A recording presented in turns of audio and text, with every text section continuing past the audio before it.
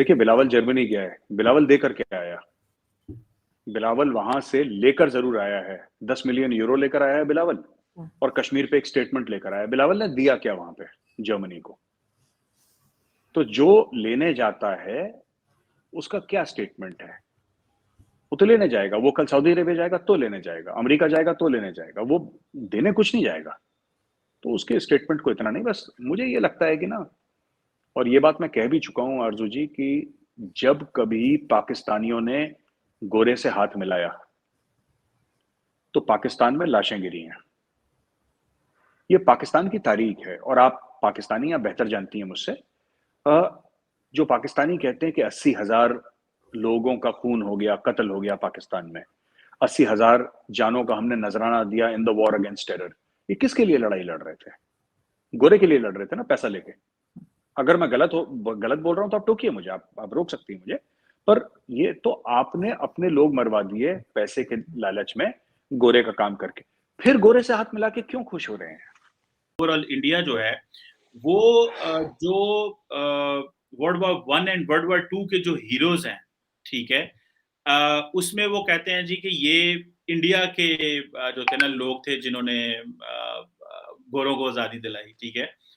तो और वो जहाँ और सुनने में आया कि इंडिया इन्वेस्टमेंट भी काफी कर रहा है उन जगहों पे जहाँ पे फॉर इंस्टेंस इंडिया के जो लोग थे वो उन्होंने जाके लड़ा और उनके नाम पे सड़कें बन गई, कुछ स्टैचू बन गए।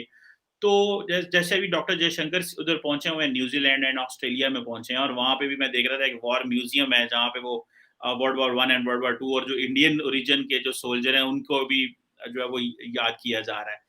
तो how do you see this, ये जो इंडिया इतनी एक्सटेंसिव ये जो इस तरह की ये जो इसको कल्चरल डिप्लोमेसी कह लें या क्या कहें इसको, ये जो कर रहा है, what is the logic behind it? और जैसे कि ना रिक्लेमिंग हिस्ट्री बैक, जैसे ना हिस्ट्री को रिक्लेम कर रहा है इंडिया।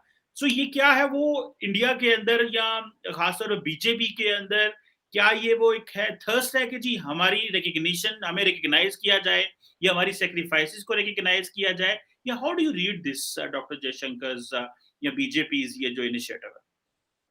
नहीं चीमा साहब, ये बीजेपी वाली बात नहीं है। It is just that BJP थोड़ा सा एग्रेसिवली कर रही है, ये डे वन से इंडिया में हो रहा है। अब देखिए, whenever doctor Jaishankar goes, you have to find some common ground with the country ना। एंड डिप्लोमेसी में history plays a very big role. History plays a very big role, so you find common ground. अब हमारा Australia के साथ या New Zealand के साथ क्या कॉमन ग्राउंड है? हमारा कुछ तो हमें कॉमन ग्राउंड निकालना पड़ेगा ना। हमारा, हम ठीक है, हम सब क्रिकेट खेलते हैं, एक हमारा प्रेजेंट का कॉमन ग्राउंड हो जाता है। लेकिन अगर हम 100 साल पहले भी देखेंगे, तो we have to find out some common ground जीमा साहब। तो वी से, हाँ, we fought together in the first world war, like, and not just this. In fact एक बड़ा फेमस एक्शन हुआ था, एक यूनिट थी बहुत पहले इंडियन आर्मी की, called the Jodhpur Lancers. And the Jodhpur Lancers Maharaja Jodhpur की यूनिट थी। Then it was later on became part of the Indian Army. Jodhpur Lancers का एक बहुत जबरदस्त एक्शन हुआ था हाइफा में, इसराइल में, जहां पे ऑटोमन एम्पायर जो टर्किश थे उनको उन्होंने खदेड़ दिया था। वो हाइफा पोर्ट अभी गौतम भाई अडानी ने खरीद लिया 3 महीना पहले। तो वो जब हम इसराइल में जाते हैं, तो यहाँ से कोई भी जाएगा तो वहां पे जाके जो फ्लावर, फूल चढ़ाते हैं, या जो उनको रिस्पेक्ट देते हैं, वो इसराइलीज भी करते हैं। तो दैट एवरीवेयर जहां पे इंडियन आर्मी थी, जहां पे, अगर हम जापान में जाएंगे, तो जापान जाते हैं तो नेताजी सुभाष चंद्र बोस की बात होती है, ये होगी बात, राइट। अगर हम चाइना जाएंगे तो ह्यूमन सांग आया था, या पुराने हमारे जितने भी कनेक्ट थे चाइना के साथ हजारों साल पुराने, उसकी बात होगी। और मॉरिशस में one of the languages spoken is Bhojpuri. वहां पे होली को अभी भी फगवा बोलते हैं, होली नहीं बोलते वहां पे। तो वहां पे जो लोग गए थे एक जमाने में यहाँ से, इंडिया से, वहां पे काम करने के लिए, कुछ दुकानदार थे, कुछ लेबर गए थे शुगर केन फील्ड्स में, या कॉटन जो भी वहां पे उगता होगा, उनको ले गए थे। तो वहां पे वो लोग सेटल हो गए। तो जब हम बात करेंगे मॉरिशस से, तो हम उन इंडियंस की भी बात करेंगे ना जो वहां पे इंडियन मूल के लोग हैं, जो ओरिजिनली इंडियन है। थाईलैंड की जो राजधानी है, जो कैपिटल है, दैट्स बैंकॉक। बट जो पहले थाईलैंड था, जो राजा महाराजा जब एक्चुअली उनके एक्टिव थे, और अब तो अलग मामला है, वहां पे सिस्टम अलग है। उनकी राजधानी एक्चुअली, जो उनकी कैपिटल सिटी थी, वो करंट बैंकॉक से थोड़ा सा दूर थी, उसका नाम अयोध्या है।